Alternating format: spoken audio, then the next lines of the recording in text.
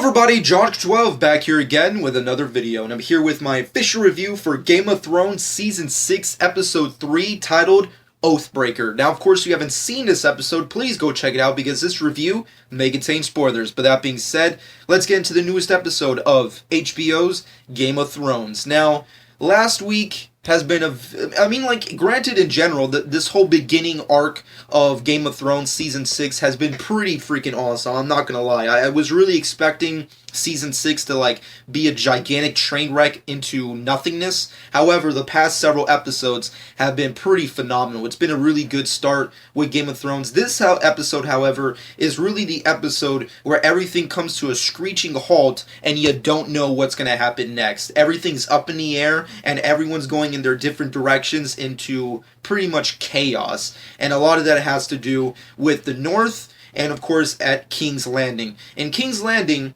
the interesting thing about that is that you have the High Sparrow versus the Lannisters, and you have Tommen in the middle. And I get the feeling after this current episode, I feel like Tommen really doesn't know what he's doing, yet I feel like he's going to be heavily influenced by what the High Sparrow does in this season. I don't know why, but that whole conversation they had throughout the episode was really foreshadowing of what they could inevitably become with the future of, the rest of the realm and whatever you. I just feel like that's what's going to really go down.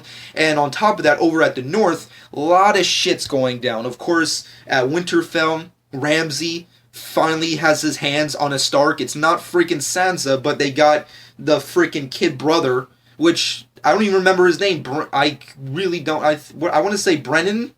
I think that's his name. I completely forgot because we haven't seen him in so long. However, he's come back, they have been caught, and now they're at the hands of Ramsay Bolton, which sucks a lot of balls considering we already know what Ramsay does to people he does not care for. So a lot of shit's going to go down. I feel like this is just one big beginning to a gigantic war against Ramsay and Jon Snow. And of course, going back to the Castle Black with the whole Jon Snow debacle, Jon Snow's back. That's freaking awesome. I can't stop for myself from enjoying the fact that he's freaking back. One of my favorite characters on the show is back. He's not dead. However, I feel like he's going to go on a very specific hero's journey. This episode pretty much set off the stage of him not really wanting to do anything anymore. He was a good guy, he did the right thing, and he got fucked over for it. And he pretty much states that in this episode, and he feels like now that he's back, all he wants to do is his own thing. He's done with Castle Black. He's done with,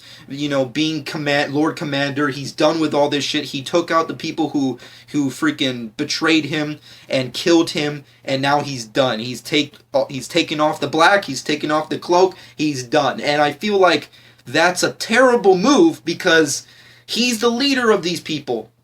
He's supposed to lead them to victory over the White Walkers. And that's another real big, question mark. What's with the White Walkers? Where are they this season? After the previous season, they pretty much dropped the mic and was like, you know what, we're coming. We're going to take over the world. Fuck you, humans. You fucking living people. We're going to fuck you up. We're going to take your bodies and we're going to make a gigantic army against all you dragons, schmaggots. Who cares? No one cares. We're taking over. We're the fucking white zombies. They're fucking killing it. Where are they? And they're still coming. It's not like they're not coming. They're gonna come. It's set in stone. It's gonna happen. Bran himself stated in the beginning of the season that there's a war coming. There is a war. So, what kind of war? I don't know. But at the end of the day, I feel like Jon Snow could be a very intricate part in the victory against this war. But now that he's kind of done with this whole idea of him being a leader, it's kind of up in the air as to what could happen with his characters. So at the end of the day, I don't know what's going to happen with the Jon Snow-Ramsay debacle. Ramsay, he has control of Winterfell. He has control of basically the North at this point. It's only a matter of timing. And he's going to go after Jon Snow. He's going to go after the Wildlings and the rest of the Black. And that really sucks. And it's an interesting story point, but it really sucks now that Jon Snow's like, yeah, I'm done. But with that being said, moving off of that, there's a whole bunch of various subplots in this. Of course, Daenerys, ends up with the rest of the, widows of, cows and that weird kind of place, which I wasn't really a big fan of. The Daenerys storyline just feels like it's a ticking time bomb to her being eventually victorious against these cows, this Khalasar. And plus, it didn't really make that much sense that there would be this gigantic Khalasar right here in a specific section with gigantic monuments. That didn't really make that much sense to me. I mean, from what we've seen from these people in this fictional world, they don't seem like the kind of people that would have these gigantic horse stallion like monuments. I mean, granted, I know stallions are like their gods or whatever, but how'd they make that? How'd they do that? They're kind of a savage, primitive kind of a people, so how the hell did they pull that off? I don't know, but it's a real wackadoo kind of a nitpick, but at the end of the day, it did kind of bother me. And the whole Daenerys thing just bothers me in general. It's like, just get your dragon, get the fuck... Where is he? Where's the dragon? I don't know. It's a really up in the air kind of thing, and I really don't care. Of course, moving off that, we do get to see, I think, the most interesting thing that we did not expect, which was the Bran scenario with, the whole... him meeting the past and, like, him figuring out, what the possibilities are, and, he's seeing, like, certain sections of his father's time period, Ned Stark, and this really interesting specific scenario that happened that was really great during the Rhaegar War and shit, that whole war against Rhaegar Targaryen, and it was a very interesting time, and it was a very interesting way to incorporate that into this episode. I'm gonna be honest, I wasn't a big fan of that. That's a scenario that I wish was done better. I feel like the way they executed it wasn't that amazing. I feel like that's such a very epic and intriguing moment, not for Ned, but like everyone involved, especially with the characters they were using, and plus the fact that up in that tower, the Tower of Joy, if I'm not mistaken, if memory serves me correct, I think that's what the tower's called, but in that tower is his sister, and is it going to be, what is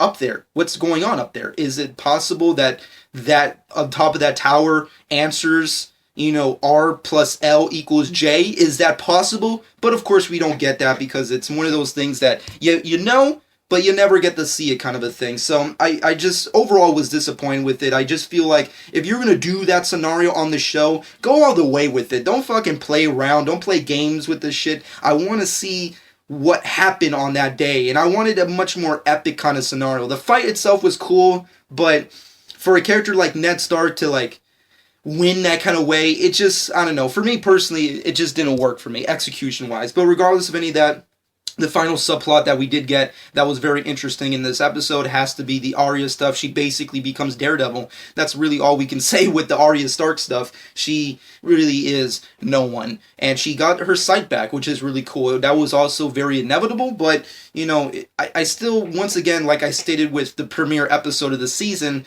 I'm not really big on the Arya Stark stuff. I want to see more or less what's going to happen with Sansa, because her story arc seems a little bit more interesting this season. However, Arya, like, she got her sight back. She's, now she's Daredevil. She can kick ass without her sight regardless. So it is what it is. It doesn't really matter anymore to me. But with that being said, this episode as a whole was really good. This season has not disappointed me yet. All 3 episodes thus far have been very on par with each other. They've been really great. It really was intriguing. I love this episode. It was really great to see some Kit Harington, Jon Snow shit. It was really cool to see a little bit of the past. It was nice. It was really crazy to see Ramsay kind of get the upper hand at the end. And overall, it was just a very good episode that's definitely going to set up some interesting things in the future of this season. But with that being said, my final verdict for this episode is a solid 8 out of 10. It was a good episode. I really enjoyed myself. It was entertaining. It was definitely graphic and crazy. It was also very funny, which I wasn't expecting. And it was just a well-rounded episode. But with that being said, I hope you guys enjoyed. Shameless plug time. Of course, comment below. Let me know what you personally think. But shameless plug time. I don't think I will end up reviewing any more Game of Thrones episodes post this episode. But of course, like I stated with previous reviews, just in case there is something that's really amazing in upcoming episodes this season, I will review them. But of course, go to my channel, check out my previous Game of Thrones reviews, if you be so kindly. I really appreciate that. But with that being said and done, follow me on Twitter and Instagram at Jonk12. Subscribe to my channel if you haven't done so already, and hope you guys enjoyed. And this has been Jonk12.